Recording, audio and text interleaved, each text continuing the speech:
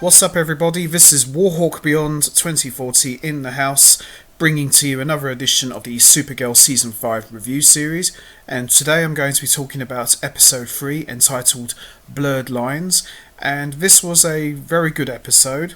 We got to see more of Lena Luthor's developments as she slowly descends into darkness and becoming a main villain in her own right. So there was a little bit of everything, and there was something there for everyone. And overall, I thought this was a very good episode. So, with that all said, let's talk about episode 3. So we kick off this episode at a nightclub where we see William confront a man named Jared. Now, William, over the course of this season, he's a bit of a slimy, shady sort of character, and Kara just flat out doesn't like him, which is understandable because he is a constant butt kisser to Andrea and Catco, and he's always managing to get all the big scoops on the stories before Kara, so there's quite a lot there not to like about him. But, however, I think we will get to see more of him and learn more about why he acts the way he does. So anyway, with that all said, so Jared shuts him down and goes to hook up with a tattooed lady, go figure, and while they're getting it on in the restroom, a spider comes to life from her tattoo, crawls into his chest, and it looks like it kills him. Yeah, it's nasty. The next day, Kara, Alex, Kelly and Jimmy are still trying to process the events involving Malefic, which is John Jones's brother, while Kara is getting very, very nervous about meeting up with Lena. Now this, I believe, is the first time that Kara is going to see Lena since she revealed her Supergirl identity to her, not knowing that Lena has already known for quite some time, thanks to a certain bald-headed madman, you know who I'm talking about, Lex Luthor, revealing the secrets before he died, or so we think. So she is understandably very, very nervous. So meanwhile, we see Lena in her lab trying to figure out how to get Q waves, not just to read brain waves, but to also rewrite them. Oh boy, what is it with Luthors? They're so crazy and so obsessed. Now we see Eve, now known as the AI Hope. Now the last time we saw Eve, she was transformed into a living AI thanks to all these nanites in her system. Yuck. So that was quite horrible. So now she's like this emotionless living computer doing everything that Lena tells her to do. So Eve reveals that Lex Luthor had been working with Q waves himself, and he has details in his journal, but these journals are being held in a secured vault in a government military facility. Very difficult to retrieve, unless you're Supergirl. Uh-oh. I think we know where this is going, don't we? It looks like Lena is going to ask Supergirl to help her get these journals. Oh boy, this isn't good. But it's going to be interesting to see how this is going to play out. Anyway, meanwhile, at Catco, Andrea is looking for her clickbait stories for the week, and someone suggests the sudden death of Dr. Jared, about how he was murdered, but she's quickly shot down by both Andrea and William. Now Kara suspects William knows more than he's telling.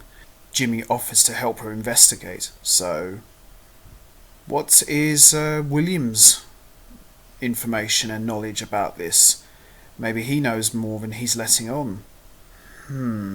Nia goes to visit Jean as he thinks that her dream power might be able to help restore the memories that he's lost, and through her dreams it might be more safer than using Kelly's technology. Meanwhile, at Kelly's lab, Jean's brother Malefic takes on the form of Pete Andrews, an old friend of hers, and asks Kelly for her help. Oh boy. This isn't going to end well. Then see Kara is halfway around the globe getting some of Lena's favourite things for their lunch. She confides that her work is terrible, and Lena tells her that she has been struggling ever since the death of Lex Luthor and all of the things that he's done, and that she needs his journals. Kara, very foolishly and unknowingly, offers to get them for her. Not a good move. This is not going to end well. Then James calls her to come down to the medical examiner's office to investigate, and Kara discovers the spider tattoo in Dr. Jared's heart. Interesting. Nia works with Jean, and they get into a childhood memory of his where they discover that his brother couldn't connect to the hive mind and had a different set of skills and was always cut off from the rest of the Green Martians as a result. Jean and their father take Malefic somewhere and leave him there to protect him. Later, Jean comes to see him as an adult, and the White Martians have already got to him and corrupted him. The emotional pain is so much that it results in his and Jean's minds being wiped from memory, an act equivalent to murder in Martian culture. So it looks like we finally learned why Jean couldn't remember. It appears that he's had his memory wiped, so at least we know now. Also, we see Kara and Alex hanging out, and Kara is very reluctant to tell Alex that she's agreed to steal Lex Luthor's journals for Lena.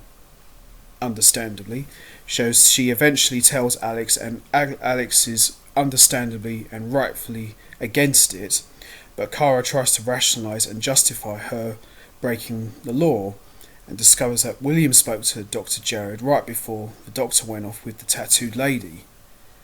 Alex recognises the ink. At Obsidian, Kelly agrees to help Pete, not realising it's Malefic after a bit of manipulation on his part. At home, Nia has a nightmare troubled by her session with Jean. So there's a lot going on here. Alex, I would understand why she would be very against the idea of Supergirl breaking into the facility for Lena and stealing Lex Luthor's private journals, so it's understandable why she would react that way. At the DEO, Alex explains that the tattoos aren't tattoos, they are an alien life form that uses people as hosts.